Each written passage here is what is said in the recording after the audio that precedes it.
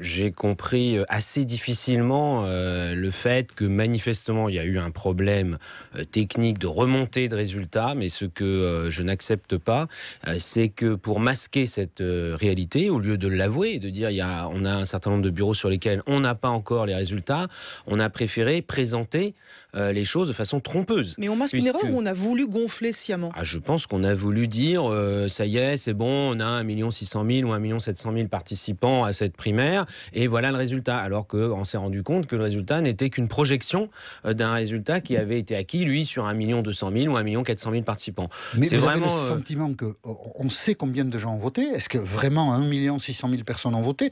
Ou vous avez le sentiment que moins de 1 600 000 personnes ont non, voté? je crois pas qu'il y ait eu de fraude au sens où on aurait gonflé les chiffres, bourré les urnes ou truqué les PV, les procès-verbaux des bureaux de vote. Ça, je n'ai aucun élément, en tout cas, qui permette de dire cela, et je ne veux pas aller sur ce terrain. En revanche, j'estime que c'est vraiment inacceptable que certains aient pris la responsabilité de publier des chiffres qui étaient trompeurs, puisque, en fait, y compris, ça veut dire que chaque candidat se voyait attribuer un résultat qui n'était pas celui du vote, mais celui d'une projection. Et on va